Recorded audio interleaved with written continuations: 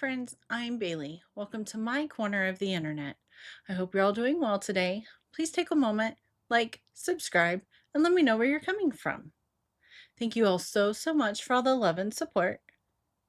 I'm going to tell you today's story to the best of my ability, taking very public information and filtering it through my own unprofessional opinion. Please do your own research and form your own opinion. As uncomfortable as it is for us to talk about these stories, imagine how difficult it is for everyone affected.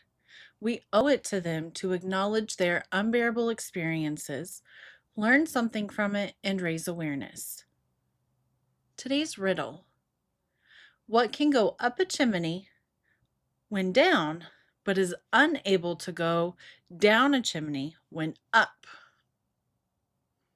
49-year-old former U.S. Marine Staff Sergeant Louis Perez, 40-year-old Dorothy Grace M., and 28-year-old Jessica Lynn Lopez were convicted of killing a military wife, Brittany Killgore. Now, Brittany Killgore was born on March 28, 1990 in Missouri. She was married to U.S. Marine Corey Killgore. In April 2012, they lived in Fallbrook, California, which is close to Camp Pendleton in the San Diego area. After 2 years of marriage, he was deployed to Afghanistan. She started feeling lonely and wanted to move back home. So Brittany decided to file for divorce on Tuesday, April 10th, 2012. She was preparing to move back to Pennsylvania, where her parents lived. Her younger sister Sabrina had just given birth to a baby girl, and her then 5-year-old brother Colin was eager for Brittany's help mastering a new video game. It was supposed to be a new start. But Brittany never got to play with the Ninja Turtles. She never got to play the game. She never got to meet her niece, and she never saw her parents ever again. On Friday, April 13th, a friend sees Brittany at 5 p.m. in Fallbrook. That's the last known contact she had with someone.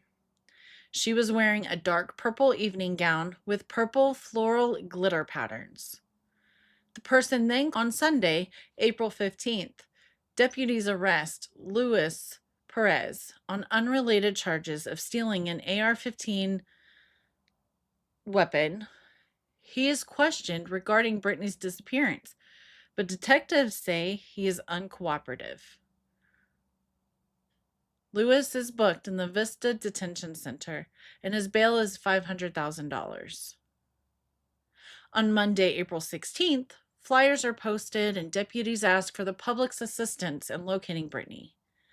On Tuesday, April 17th, 25-year-old Jessica Lynn Lopez is arrested at a motel. She had self-inflicted injuries and was transported to USCD Medical Center for medical necessity. Just before 11 p.m., Jessica was booked into the detention facility. Thursday, April 26th, Brittany's husband releases a statement about how much she meant to him. At a court hearing, prosecutors say that they found Brittany's blood and a weapon inside Louis's car. Thursday, May 10th, detectives make a third arrest. 36-year-old Dorothy Grace Maraglino M. On Tuesday, May 15th, Dorsey appears in court to face an M charge. Prosecutors say she was involved in the beginning, the middle, and the end of the crime. Tuesday, May 22nd, all 3 defendants appear in court to face a second felony complaint. The judge ordered that they provide handwriting samples and set a preliminary hearing for August 20th. Wednesday, June 27th, a detective testifies that Louis, Dorothy, and Jessica were all involved in BDSM, and that Brittany was not involved in that lifestyle. Now, before this gets anywhere, there's nothing wrong with consenting adults in this lifestyle. That does not mean that everyone that is involved in that lifestyle are going to be involved in what's going to occur. Thursday, July 19th, 4 search warrants are unsealed in the case at the request of the state appeals court judge. Detectives also detail a timeline of text messages sent to and from the defendants and Brittany. These 3 people were living this lifestyle together, and they all had their roles as a master, a mistress, and an SL. Louis was the master, Dorothy was his submissive, and Dorothy would actually switch often. She would be his submissive, but then she would be dominant with Jessica. They had a house manual that listed all of the rules of what they could and could not do, as well as a perfect SL checklist and SL contract to prove consent. Dorothy would make Jessica wear a dog collar all the time because she was her property, and she controlled everything Jessica did within the home. Louis was the master and had control over the whole household, which meant he also had control over Jessica. Louis loved inflicting pain on others. In past relationships, he would assault his partners every time they had sex. All 3 of these people in the household had BDSM, abduction, torture, and M fantasies and milking fantasies, which apparently is a thing. Louis and Dorothy were a couple, but they had an open relationship. Dorothy, who played along with this, was actually very insecure and believed that Louis would leave her for another woman. Now, Brittany met the defendants through a friend who had actually bought a fertility device from Dorothy. Elizabeth had become good friends with Dorothy in 2011. And in the beginning, they hung out pretty often. Now, it's possible that Dorothy was actually just trying to recruit Elizabeth into their lifestyle because it seemed that Elizabeth was impressionable and easy to control. Dorothy liked Brittany, but over time, Dorothy got the feeling that Brittany was flirting with Louis.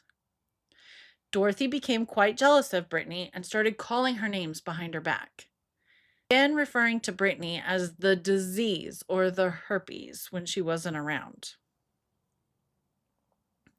Now, there was a dinner cruise and Dorothy was all about it. She said, "Oh, I was thinking about taking Brittany on it because she seemed super interested in it and she just wanted to do something nice before she left." On April 13th, 2012, Brittany and a friend were packing at her apartment. At 4:30 p.m., there's a knock on the door and Brittany opens it and it's Louis. She's confused because she never told him her address. She's never talked about where she lived, nothing. But somehow he got her address. And when she asked him, he says, "Oh, I know some people. I just asked around." He told Brittany that he had 2 tickets for a dinner cruise that night, but he had nobody to go with. She tells Louis that she just needs to pack because she's moving. Louis gives Brittany his phone number just in case she changes her mind. Not long after he left, Brittany texts Louis asking if he knew anyone to help her move heavy things. Louis texted her back telling him, "Go to the party with me and I'll make sure that you have 5 guys there in the morning." Brittany said she needed help moving, but she didn't want to go to the party because he had Dorothy, and Dorothy didn't like her. Louis tells Brittany that Dorothy's fine with it. He even gives her Dorothy's number and is like, "Go ahead, call her yourself." The friend helping Brittany pack overheard this conversation. She said the phone calls seemed to go well and Brittany was giggling and being friendly. Once the phone calls were over, Brittany told a friend that Dorothy couldn't go on the cruise because she was pregnant and she would get seasick.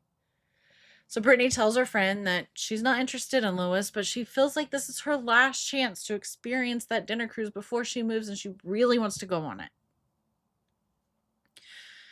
So at 6:10 p.m., Brittany texted Louis that she would go on that dinner cruise with him. Louis told her to be ready at 7:30 and that he would pick her up. He assured her that his friends would come over and help her in the morning. Before she left, she gave her friend the phone numbers for Louis and Dorothy. Just a little safety. Surveillance footage shows Louis driving up to her apartment complex at 7:36 p.m. The two of them drove out of the complex at 7:40 p.m. 10 minutes later, her friend received a text message from Brittany, and all it said was help. Around 8 p.m., just 10 minutes later, her friend started blowing up her phone. She called her over and over and over again. She texted Brittany saying, "I need to hear your voice." The friend received another text from Brittany saying that the music was too loud and that she'd reach out later. During the trial, Louis admitted to using Brittany's phone to call while playing loud music from his car to make it seem like they were at a loud party and couldn't talk. So the friend calls Dorothy, asking what's going on, what's happening. Louis tells this friend on the phone that he took Brittany downtown to a club and she just started talking to a guy, so he left her there. That was the last time he saw her. Cell phone records show that Louis was at Dorothy's house most of the time. He left Brittany's house and went back to Dorothy's home. Dorothy tells Louis, "Hey, I work for a cell phone company and cell phones are traceable. They can track where you are because of the cell towers." Louis was like, "Okay, so I need to take Brittany's cell phone to downtown San Diego and just dump it. So this will line up with our story and it'll be fine." Cell phone data showed Louis and Jessica's phone were together in the early hours of April 14th. They moved east toward Temecula. Their phones were traced to Lake Skinner and stayed there for some time before they returned to Dorothy's house. On April 14th, Elizabeth calls Dorothy and says, "I know that you talked to Brittany. What's going on?" Dorothy gets all flustered and she starts stuttering. She hands the phone to Louis, who tells Elizabeth 3 different versions of what had happened.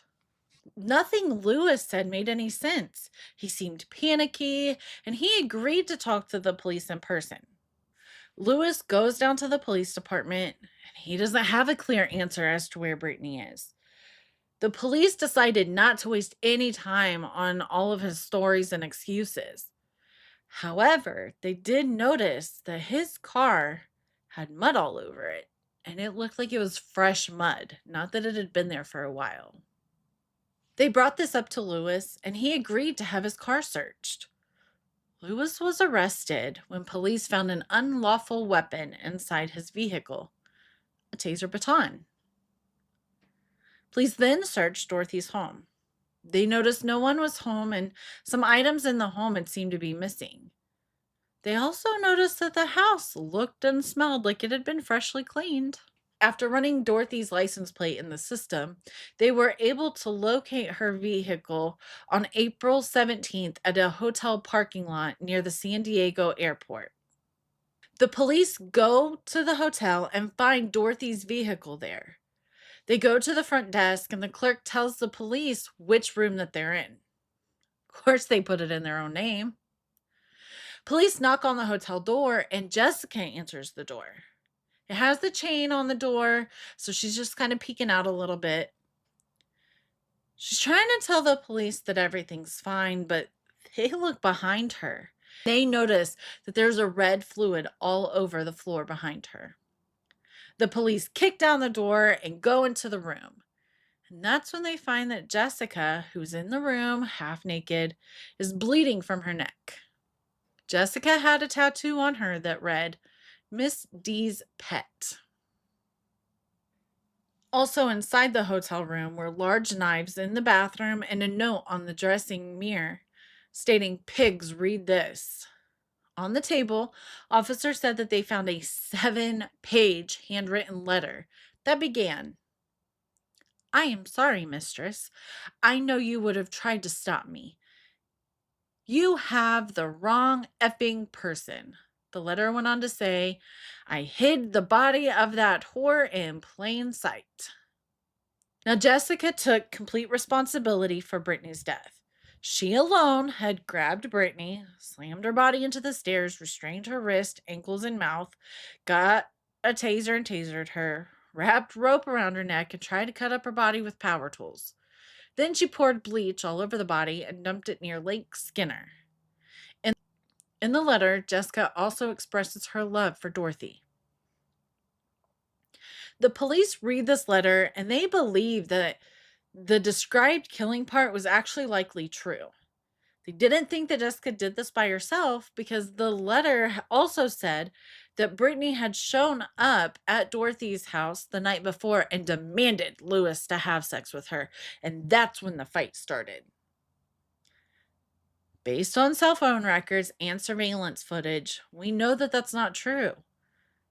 Police obtained the hotel surveillance footage, which showed that Dorothy and Jessica went into the hotel lobby and asked to make 3 copies of the confession letter. Not sure why, but on the morning of April 17th, Dorothy left the state and flew to Virginia to visit her family, and Jessica had attempted on her own life.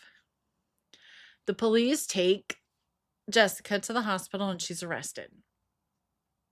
On April 17th, 2012, a naked female body was discovered by a road worker in Riverside County near Lake Skinner. It was later identified as Brittany just 4 days after she had been reported missing. When police searched Louis's car, they found a shopping bag with disposable gloves, pieces of plastic, as well as that stun gun that was working condition. There was also red fluid found on the plastic gloves, and Brittany's DNA was all over the items in the car. On April 19th, Dorothy's house was searched again, and they found items that were believed to be used. That's also when they found the BDSM contracts as well as the BDS room, which was also used as the nursery for Dorothy and Louis's baby.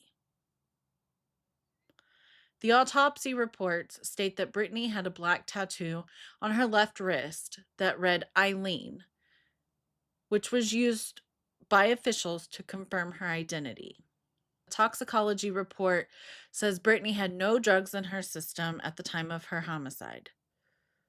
Items removed from the home included plastic and wooden whips and crops, leather restraints, a ball gag, a leather collar, zip ties, various ropes and cords, swords, a machete, black spiked gloves, and a black knife labeled the Black Defender.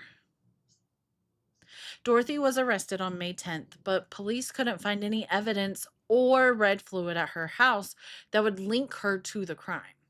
They didn't have any proof that she was a part of it. They searched her truck and they found a rope and a knife, but they couldn't connect those items to the crime. However, they found a receipt for cleaning products, water, paper towels, and rubber gloves purchased on April 14th. Her cell phone was found a year and a half later, wiped clean and disassembled. Monday, March 11th, 2013, a preliminary hearing begins for Louis, Dorothy, and Jessica. The preliminary hearing determines if there's enough evidence for the 3 defendants to stand trial. Several witnesses testified, including Brittany's friend, Choni Tal.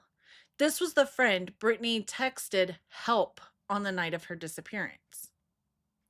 Tuesday, March 12th, a close friend of Brittany's testifies that Brittany hung out at the home on East Fallbrook Street in the months prior to her death, and she knew that there was BDS activity at the home. The testimony was very graphic at times, with images of BDSM play scenes submitted into evidence and talk of needle play, doms and subs. Wednesday, March 13th, a Sprint representative testified about text messages sent between the defendants in the 4 days after Brittany was reported missing. On Thursday, March 14th, the former roommate, Nicole, testifies that she had actually taken part in a pretend abduction scenario with Louis and Dorothy. She also says that Dorothy has a fascination with that red fluid. A detective reads the S letter written by Jessica in the court. In the graphic confession letter, Jessica describes how she killed Brittany in detail, from duct taping her wrist to dumping her body. The autopsy reports are unsealed, revealing that Brittany had strangulation marks on her neck, as well as wounds on her left wrist consistent with handcuff use. There were bruises on her legs and small pinprick marks on the left side of her face that are consistent with the use of a stun baton. There was also a deep cut to her left knee, which was consistent with the use of a power saw that is believed to have been used after her death. It also seemed that she had been doused with bleach. During the trial, Louis admitted that he misled Brittany into believing that they were going on a cruise. Wednesday, October 21st, 2015, after several weeks at trial and 18 hours of deliberations over 3 days, a jury convicted all of them of M, kidnapping, and S, battery. The only charge tossed out by the jurors is the conspiracy to kidnap against Jessica. On November 19th, 2015, Louis and Dorothy received life sentences. And on January 8th, 2016, Jessica also received a life sentence. They all have since tried to appeal their convictions, which is normal. That's part of the process. At his sentencing, Louis addressed the courtroom, thanking his family and his friends who have stood by him during this horrible and trying time. Those that know me know that I have never raised my hand in anger at another soul. I have to apologize to all of the families that have had to suffer through these trials and tribulations. This is a tragedy in the worst case. In a letter read aloud by the DA in the courtroom, her mother, Michelle, said, "I have dealt with so many emotions, trying to learn how to live each day knowing not only is my oldest daughter dead, but that she suffered such a horrible death. I think about how scared she must have been during her ordeal in death, and it still always will break my heart in a way I cannot put into words. To the 3 that murdered my beautiful daughter, I ask, was it worth it? All 3 defendants will spend the rest of their life behind bars. And Dorothy's own daughter was taken from her after she gave birth." She ended the letter, "May God grant you forgiveness, because I cannot." Brittany's father also wrote a statement. "We walked into a funeral home to see a metal shipping casket, screwed shut so that it could not be opened. Hugging a cold metal casket while trying to understand what was happening will be forever imprinted in my memory. What I feel as a victim cannot compare to the real victim, my daughter, Brittany. Her life was violently and senselessly taken in her prime. I am her father, and as such, I am supposed to protect her. I failed her. I struggle every day trying not to think of what she felt. What was she thinking? Was she in pain? Was she praying she would be helped? When will it end? If I do think about these things, I know I cannot mentally survive. I'm trapped." Brittany's parents describe her as witty and creative. Her 9-year-old brother talked about the last time he saw his sister alive and how she promised she would come and help him get ahead on a difficult video game that he'd been stuck on. Just sucks. All right, you guys, that's it for me today. Thank you all so much for hanging out with me. If you haven't already, please don't forget to like and subscribe. It means so much to me. I love and appreciate you all so, so much. Before I leave you, today's riddle. What can go up a chimney when down, but is unable to go down a chimney when up? An umbrella. Let me know your thoughts below. We must avoid looking the other way and saying it isn't my business. We need to step up together because it is our business.